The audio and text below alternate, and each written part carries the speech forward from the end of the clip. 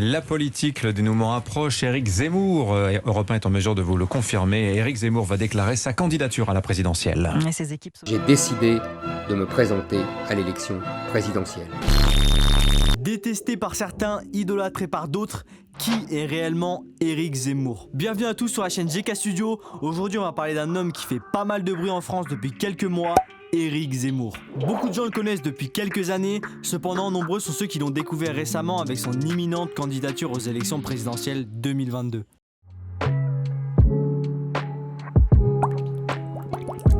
Dans cet épisode, nous allons nous pencher sur l'histoire de ce polémiste de 63 ans, en essayant de comprendre ses avis politiques. Pour ce faire, nous parlerons de son parcours jusqu'en 2021, en répondant aux questions « Qui est réellement Éric Zemmour ? D'où vient-il ? Et quel a été son parcours ?» Après avoir découvert l'histoire de Zemmour, nous parlerons de sa popularité, pour se demander qu'est-ce qu'il se passerait si Éric Zemmour serait élu président de la République. Bref, partons à la découverte de ce personnage. Comme vous l'avez compris, on va se demander d'où vient Éric Zemmour. Éric Zemmour a réalisé énormément de choses. Diplômé de Sciences Politiques Paris, il commence sa carrière dans la presse écrite en travaillant au Quotidien de Paris. Le Quotidien de Paris, c'est un journal aujourd'hui disparu de la presse quotidienne nationale française. En 1994, 2 ans avant la fin des éditions du Quotidien de Paris, il décida de rejoindre le Figaro, une ligne éditoriale de droite libérale et conservatrice selon le spectre politique français habituellement utilisé. Pour faire un petit point sur le spectre politique français, Zemmour se situe sur l'extrémité droite de celui-ci. Vraiment très à droite. Il pourrait même prolonger le spectre tellement il est à droite. Mais qu'est-ce qu'Arassis des journaux vient faire dans les futurs candidats de la présidentielle ? Tempère-toi un peu, Jean-Kévin, là. Nous allons venir à ta question, mais sois patient, car nous n'avons pas fini de découvrir le parcours de Zemmour. Au milieu des années 2000, il attire pas mal l'attention avec ses présentations télévisées sur France 2 et CNews, mais aussi avec la publication de ses différents ouvrages. L'un de ses premiers ouvrages attirant l'attention du public est Petit Frère, un roman très polémique publié en 2008, partant avec comme point d'ancrage l'assassinat d'un DJ juif, Simon, par son ami d'enfance musulman. Ce roman est pour Éric Zemmour une réflexion sur les notions de racisme et d'antiracisme remettant en cause les notions du communautarisme, en pointant du doigt la désintégration française. Oula, mais qu'est-ce que c'est le communautarisme ? Est-ce que vous la sentez venir ? Prêt pour la minute intello. Le terme de communautarisme désigne toute forme d'autocentrisme d'un groupe religieux ou ethnique valorisant ses différences avec le reste de la société. En d'autres termes, la possibilité de mettre en avant sa culture tout en s'intégrant à une société, bien évidemment en respectant la loi, comme par exemple en France, la laïcité.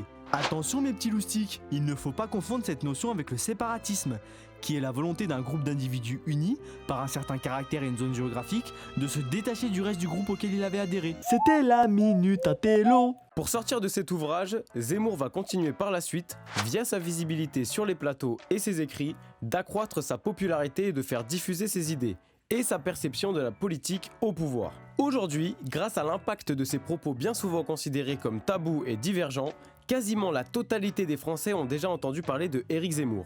Son histoire est bien longue, parler de l'intégralité de ses débats et idéologies évoquées durant sa carrière pourrait faire durer la vidéo 2 heures. Du coup, arrêtons-nous là, sur son parcours et demandons-nous qu'est-ce qu'il se passerait si Éric Zemmour devenait président. C'est une bonne question, hein. Cette question nous permettra de savoir avec quelles idées politiques cet homme pourrait arriver à convaincre les citoyens français. Ce qui nous permettra de comprendre et d'analyser très grossièrement et avec du recul ses idéologies. Dans cette vidéo, nous sommes totalement neutres. Notre opinion politique n'est pas en faveur d'Éric Zemmour, ni contre lui. Notre objectif est juste de comprendre les ambitions de cet homme pour son probable quinquennat. De par son parcours, nous avons constaté que Éric Zemmour était connu et qu'il ne cessait d'accroître sa notoriété. Mais quelles sont les idées politiques que cet homme porte aujourd'hui, en 2021 ? J'espère que vous êtes prêts mes chers amis, car avec Zemmour à l'Elysée, le quinquennat sera mouvementé. Comme dit précédemment, pour le situer dans la politique, Éric Zemmour est vraiment très à droite. Il pourrait même prolonger le spectre politique tellement il est excentré.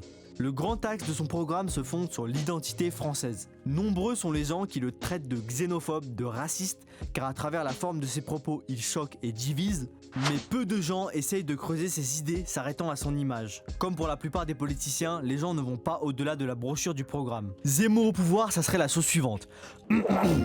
Mes chers compatriotes, notre objectif est de défendre la culture, l'identité et les mœurs de la France pour que la France reste la France. Chaume sur scène, Alcheten, c'est quoi ce truc? C'est quoi ce truc, l'Alcheten? Oui, c'est très fort comme objectif et très nationaliste, mais comment y parvenir? Selon lui, 2 points non négligeables sont à prendre en compte pour garder notre identité française. Celui de l'immigration et celui de la laïcité. Parlons de la laïcité, la séparation de l'état civil et de l'état religieux, symbole de la France depuis plusieurs décennies.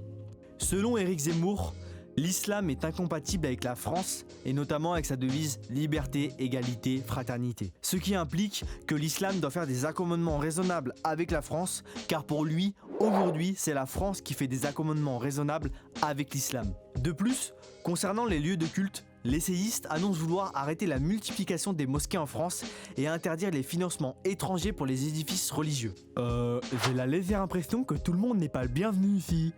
Why are you running? Why are you running? Bref, vous l'avez compris, il réfute totalement le fait que des populations à forte différence de culture à celle de la France puissent vivre dans une même société sans problème d'identité. Wallah, qu'ils viennent ces klebs de Babtou. Et il va appuyer tous ses propos avec la partie immigration de son pseudo-programme. Zemmour veut totalement aller à l'encontre d'une simple acceptation des populations immigrées. Il veut que dans le processus d'admission, il y ait une intégration de ces populations pour qu'elles puissent se détacher de leur conception traditionnelle de vie, notamment avec l'islam. Et oui, il semble avoir trouvé sa bête noire et parle souvent de celui-ci. Et il frappe fort en indiquant par exemple qu'il faudrait donner un premier prénom français à ses enfants pour montrer qu'on veut que ses enfants s'intègrent à la culture française. Il parlerait même de réinstaurer la loi de 1803 imposant une restriction sur les prénoms à donner à son enfant. Jean-Kevin, c'est un joli prénom, je comprends tout à fait son choix moi. Pour résumer, en condensant ses idées sur la laïcité et l'immigration, Zemmour ressent qu'un partage de culture trop intense avec des cultures non réceptives à celle de la France pourra, par le futur, faire perdre à celle-ci son identité. Bien évidemment, si Zemmour était président, son quinquennat ne reposerait pas uniquement sur une refonte de la France en termes d'identité. Oh, eh ben voyons. Sans faire une propagande pro-Éric Zemmour, en détaillant son programme politique, celui-ci développe des axes de réflexion sur l'économie. Comme tout homme politique, Zemmour veut lutter contre le déclin économique. Super ça nous avance bien. Mais comment il veut s'y prendre? C'est ça la vraie information. Oh, Jean-Kevin, voyons, souffle un petit peu, j'allais y venir, il est trop impatient celui-là. Zemmour propose donc de réindustrialiser et relocaliser pour produire de nouveau en France. Pour y parvenir, il se dit notamment ouvert à rediriger la très belle épargne de nos livrets A vers l'industrie. Et surtout pour lui, l'État ne doit pas tout décider et tout diriger en matière économique. En particulier, il ne doit pas déterminer les domaines essentiels dans lesquels il faut investir, mais plutôt encourager l'innovation en finançant et soutenant les entrepreneurs. En gros, il a une vision libéraliste de l'État qui, selon lui, permettrait de faciliter l'essor d'innovation. Vous savez c'est quoi le libéralisme? Non? Eh bah, prêt pour la minute intello. Le libéralisme, c'est un mode de pensée favorisant la liberté d'action d'un individu.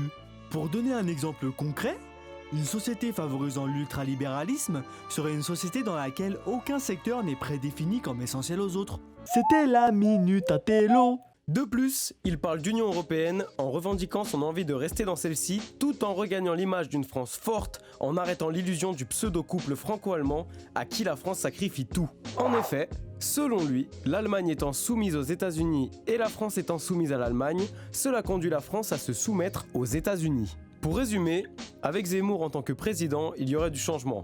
Le changement, c'est maintenant. Le redressement, c'est maintenant. La justice, c'est maintenant. Comme tout politicien si on les écoute. Bref, il prépare son combat et son programme. En tout cas, ce qui est sûr, c'est que nous allons bien nous amuser durant les débats télévisés des présidentielles 2022.